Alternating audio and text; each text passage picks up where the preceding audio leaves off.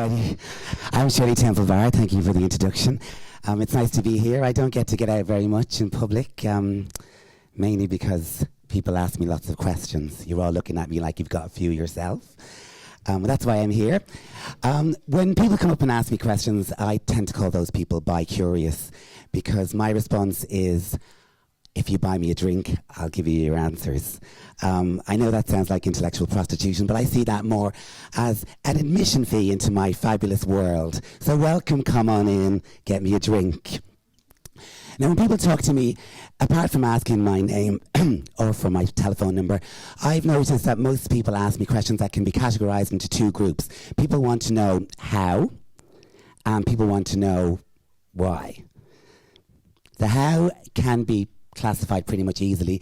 I'm what you'd call a blend of genetics, good fortune, good looks, talent, and just a small touch of mental illness.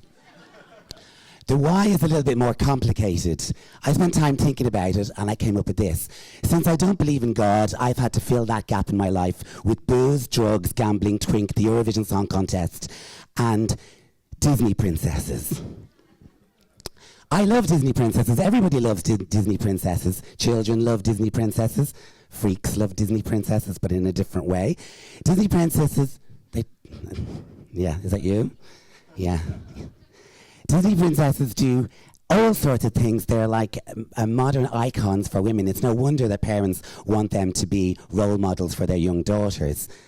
They taught me lessons like, if you've been in captivity for all your life, or if you've been in a drug-induced coma, relax. We'll still have you married by 16 to a fella that you've only met 2 days ago.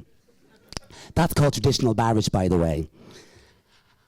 This is them having a traditional marriage. Disney princesses also taught me that it's okay to live with weird body proportions.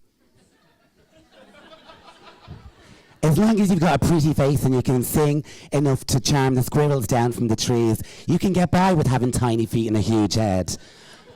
But if you can't, Ariel the Little Mermaid taught me that you can always change your entire body. She taught me that you can always get the legs that you always wanted, even if you never had legs to begin with. She also taught me, and Britney Spears, that it's okay to dress completely provocatively.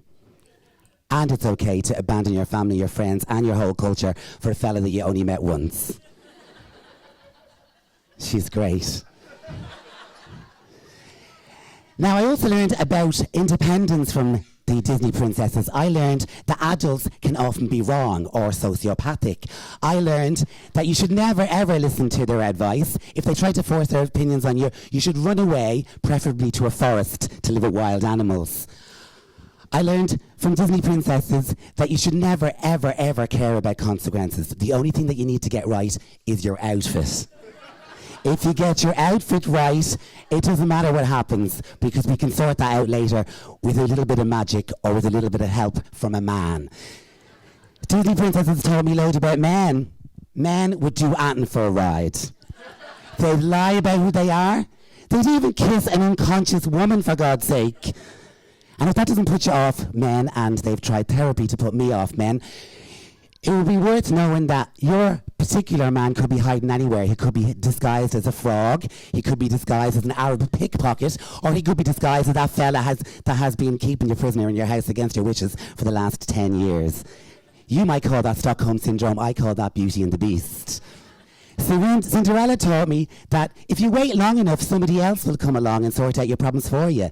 Especially if sorting out your problems means finding the fella that needs to check your shoe size before he decides whether he likes you or not. Nice shoes. They're quite big. Finally, Snow White taught me that if life gets really, really difficult, you should try run away, find some dwarves. Dwarves are very helpful and bashful and grumpy.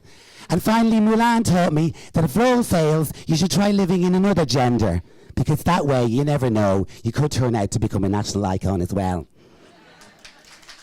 Thank you very much.